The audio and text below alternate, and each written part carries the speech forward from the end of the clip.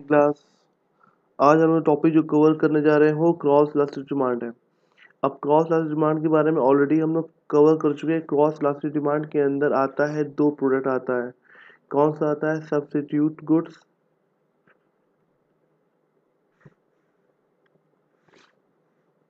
Substitute goods and second कौन सा होता है?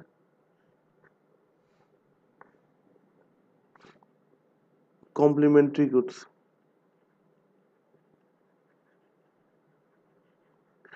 अब सब्स्टिट्यूट गुड्स के बारे में हमने क्या पढ़ा था? Substitute goods are those good which is use in place of another and give the equal satisfaction level, where the complementary goods are those goods which jointly demanded।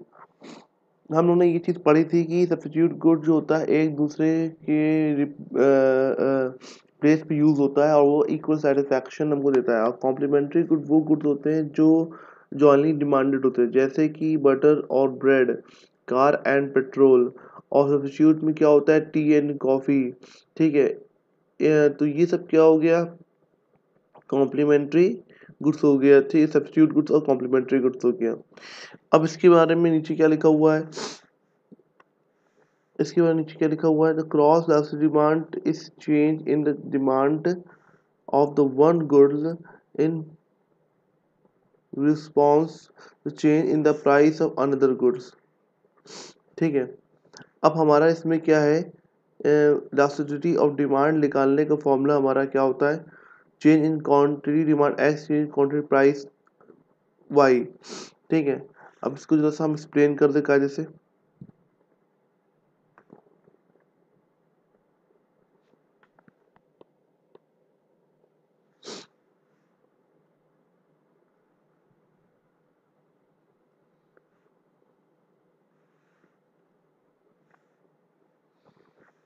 अब देखिए,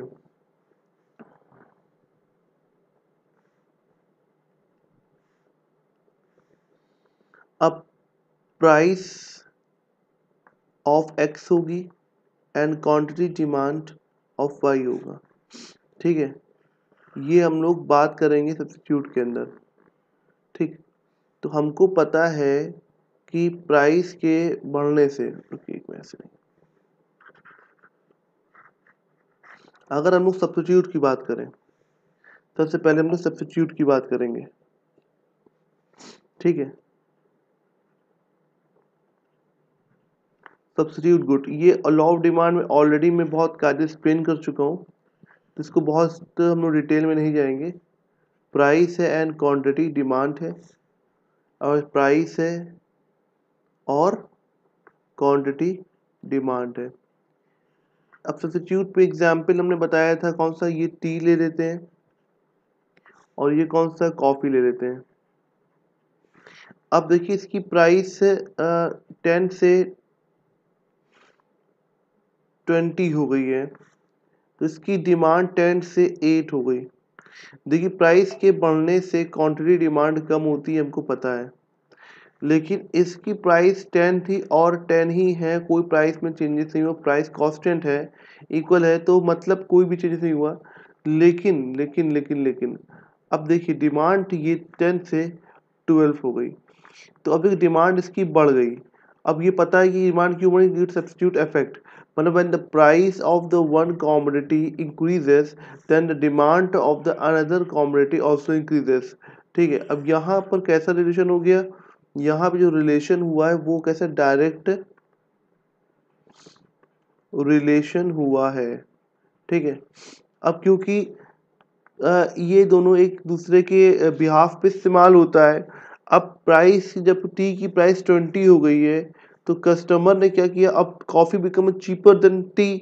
ठीक है, कॉफ़ी क्या हो गई? सस्ती हो गई है, तो कस्टमर स्विच कर गए किधर? कॉफ़ी की तरफ। ठीक है, लेकिन इनकम को क्या माना गया? कॉन्स्टेंट माना गया। यहाँ पे इनकम क्या मानेंगे हम लोग? y is equal to, assumed is y is the constant. Income effect नहीं आया है, और जिनकी अब दो डिमांड यहाँ से कम हुई है, यहाँ से दो कम हुआ है और यहाँ पे दो प्लस हुआ है। ठीक है, तो ये क्या हो? डायरेक्शन हो गया। अभी इसी चीज को हम लोग लिखते हैं कहाँ पर, यहाँ पर, ठीक है। अब ऐसे क्या है, हमारा फॉर्मूला क्या था, change in quantity demand percentage, इसका फॉर्मूला क्या है, percentage change in quantity demand X commodity, ठीक है, change in percentage change in price of Y commodity, ED का फॉर्मूला।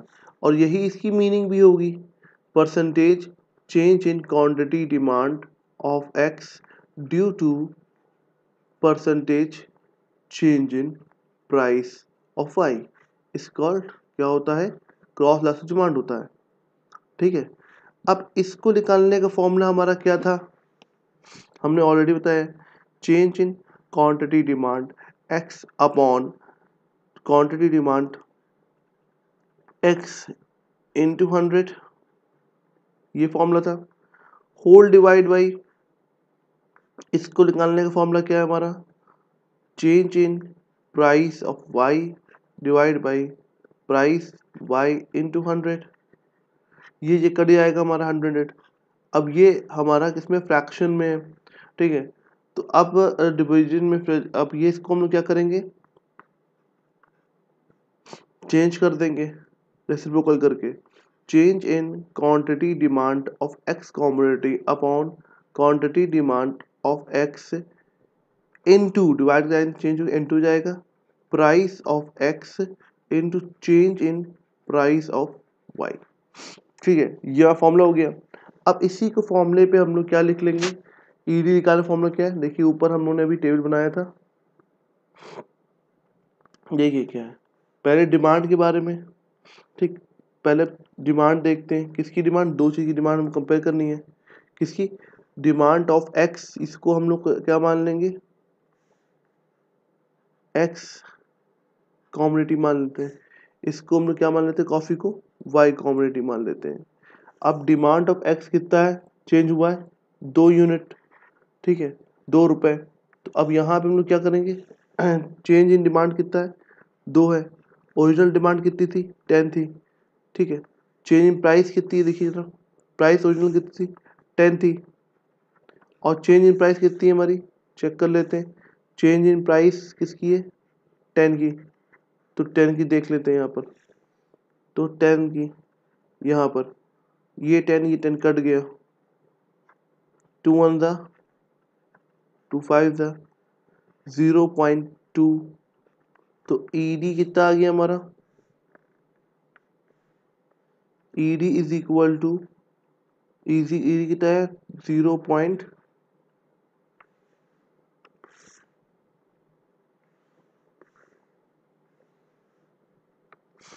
ईडी कितना है हमारा, 0.2, जो कि लेस देन 1 है, 1 इज द बेस नंबर। तो ईडी क्या ये हम पूछ सकते हैं, क्या कह सकते हैं कि ये नेगेटिव इलास्टिक डिमांड है, नेगेटिव क्रॉस इलास्टिक डिमांड है, ठीक है, negative cross elasticity of demand है, ठीक है। अब इस तरह पॉजिटिव भी होगा और जीरो भी होगा, ठीक है। अब इसे क्या कहते हैं हम लोग, पॉजिटिव क्रॉस इलास्टिक डिमांड। अब ये पॉजिटिव क्रॉस इलास्टिक डिमांड कब होता है, सब्स्टिट्यूट गुड के केस में, it is in case of substitute good. Substitute good में देखिए कैसा रिलेशन होता है, डायरेक्ट रिलेशन, मैंने बताया था। तो ये प्राइस के बढ़ने से कौन डिमांड भी बढ़ रहा है, तो डायरेक्ट रिलेशन हुआ, तो ये कैसा रिलेशन होगा, substitute. Example, the rise in the price of coffee let to the increase demand of coffee, ये चीज़ हमने बताया वहाँ पर। अपवर्ड स्लोपिंग हो रहा है, देखिए डिमांड कर कैसे जा रहा है, अपवर्ड स्लोपिंग हो रहा है, ठीक है। उसके बाद यहाँ पर नेक्स्ट क्या है, क्रॉस, ये कब होता है, कॉम्प्लीमेंट्री गुड्स के अंदर, when the price of the one commodity increases demand of another commodity also decreases। ये हमारा इसका डिफिनेशन था, हमने ये चीज़ को शुरुआत में substitute good law of demand के अंदर बहुत डिटेल में पढ़ा था। अगर आप लोग एक बार जा करके वो चीज़ देख लें, ठीक है, क्योंकि ऑलरेडी मैंने ये टॉपिक कवर कर लिया है, ठीक है। नेगेटिव क्या होता है, मतलब कि कॉम्प्लीमेंट्री गुड क्या होता है, when the price of the one commodity increases then the demand of the another commodity decreases। It shows the inverse relationship between them because it is jointly demanded goods। ठीक है। तो एक अगर आप एक जॉइंट डिमांडेड होता है, इस वजह से ये चीज़ क्या होता है, इनवर्स रिलेशनशिप होता है। तो इसको मैं बताने नहीं जा रहा हूँ बस पेन में, क्योंकि ऑलरेडी मैं इसको कवर कर चुका हूँ। अब ज़ीरो क्या होता है कि डिमांड में मतलब कि इसमें ग्रॉस डिमांड में the cost of demand is zero when two goods are not related to each other. जैसे कि अब एग्जाम्पल क्या है, rise in the price of wheat will have no effect in the demand of the shoes. ठीक है। तो अब price और यहाँ पर जैसे कि क्या लिखा हुआ है कि अगर राइज हो रहा है प्राइस किसका, व्हीट का, तो उसका शूज पर कोई असर पड़ेगा ही नहीं भाई, शूज एकदम डिफरेंट प्रोडक्ट है, राइस तो अलग प्रोडक्ट है।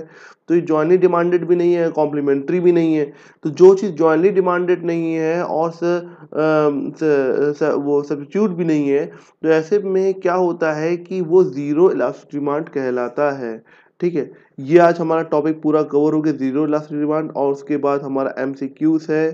ठीक है, ये आप देख लें, टेस्ट में यही सब आने वाला है।